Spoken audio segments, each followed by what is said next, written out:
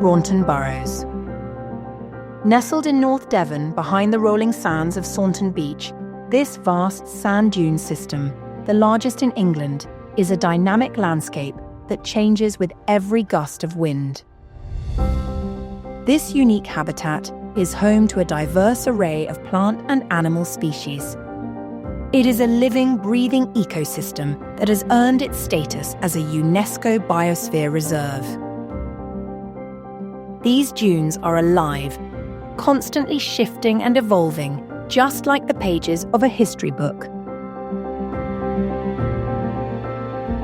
Braunton Burrows have been used as a military training area right back into the sort of days of muskets, because we've recovered musket balls from the site as well. So it's always been used as a military training area, still is today. Initially, in 1942, the British Army were using the southern end of the Burrows, particularly Broadsands Beach, to practice their assaults with regards to attacking a fortified coast. The initial sort of training of personnel all took place on the Burrows, and then they actually simulated landings at different places along the North Devon coast. This area was used primarily to practice embarkation of troops, a lot of which would have taken place at Broadsands Beach, but because there was a lack of landing craft during the war, certainly during the part of the war when the training was going on, there was a need to replicate landing craft by actually building some concrete landing craft for both personnel and equipment to load and unload.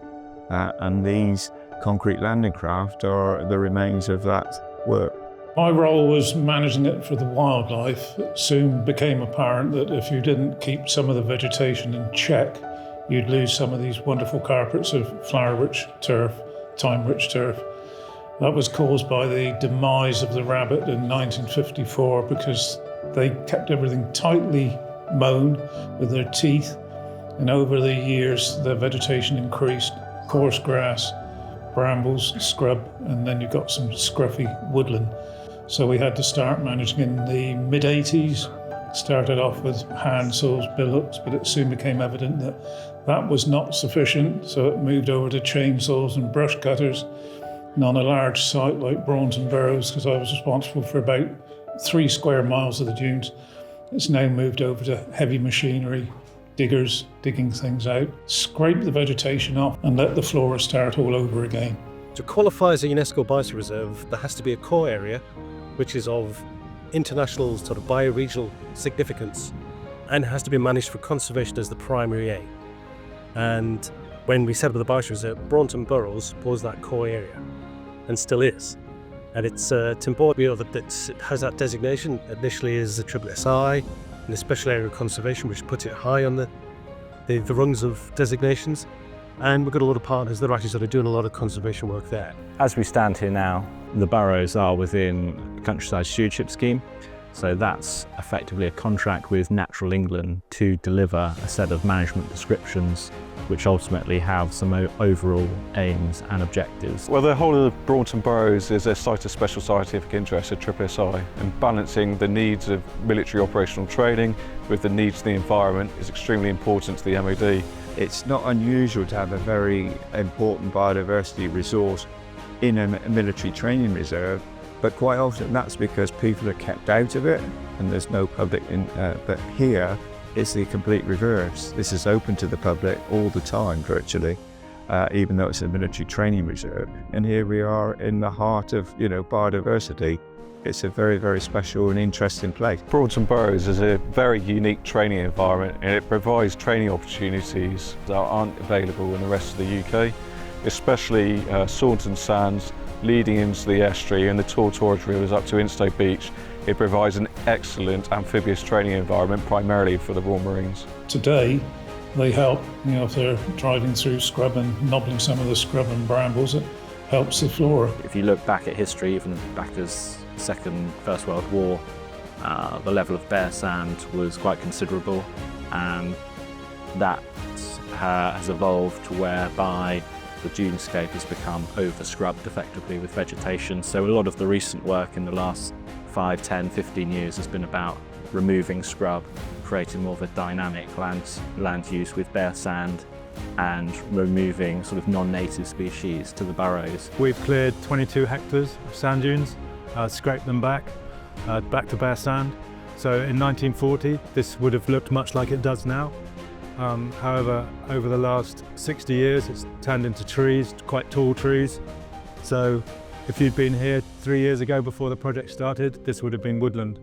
Conservation can seem destructive at times when you're cutting things back, but it's like your garden lawn. If you don't keep mowing it, you will end up with a bramble patch and then scrub. So this is one of the notches. This one's about 120 metres long.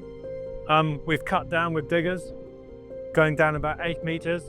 And then when the wind's onshore, the wind blows the sand inland, and that then goes into the scrapes that we've done, and it's a supply of fresh sand, which we so badly need. We've been taking volunteer groups out monthly and carrying on with a bit of that scrub clearance in some of the dune slacks that they cleared to make sure that it doesn't overcome and doesn't encroach too much, and to try and get a bit of community engagement, a bit of community involvement in the recovery and repair and maintenance of the burrows. So the main plants that are of real conservation interest on the site and the animal species are those that are associated with the dynamic dune system. The strand line, the new dunes forming, the sort of forward dunes with characteristic species moving inland to sort of the damp areas, the dune slacks, which you don't have in all sand dunes, and the lovely flower-rich dune turf, which is sort of maintained by the bunny rabbits there, through to what we call really dune woodland. And of course there's ponds as well. Bare sand, which is also very important for sort of pioneer species and some of even the insects. So you've got this incredible range of habitats in sort of 4 square miles of dunes.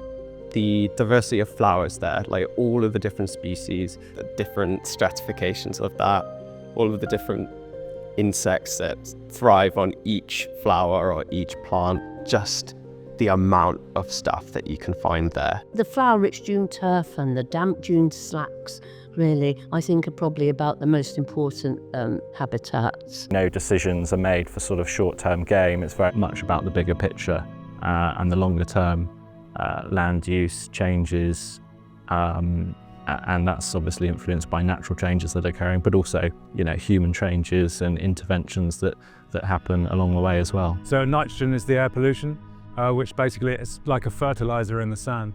And the reason that we've got the great diversity on Braunton Burrows, we've got 1/3 of all UK native vascular plant species, is because the sand dunes are very poor in nutrients.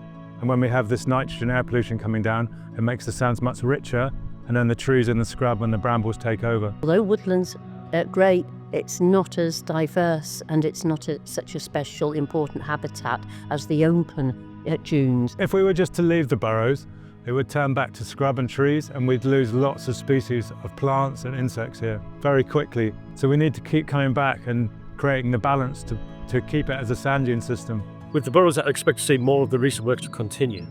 That sort of big work with the dynamic dunes, for example, trying to sort of remove some of the scrub and actually get more scrapes. We put 6 notches in the dunes here to bring fresh sand off the beach into the dune system, and that provides more bare sand inland, which is what we need for our rare plants. This is the only refuge that some of these plants have. And again, we need to build resilience into that system so it's got sort of not only more there, but also another side, so we're actually sort of spreading the risk. The slacks is where a lot of the sort of conservation tasks have happened.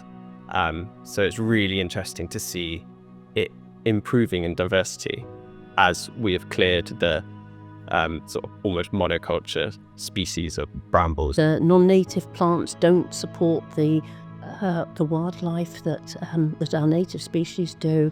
So things like sea buckthorn, Japanese rose, they might look quite attractive when they're in flower or in fruit, but they are a threat. We do need to maintain the scrapes that we've done, so we're going to have to come in and cut the vegetation off it again or graze it. I'd love there to be some sort of research team and a task force for the conservation. I think there's so much to discover there still. Like, we know a lot about all of the different species and all the plants, but there's always something to discover with how they interact.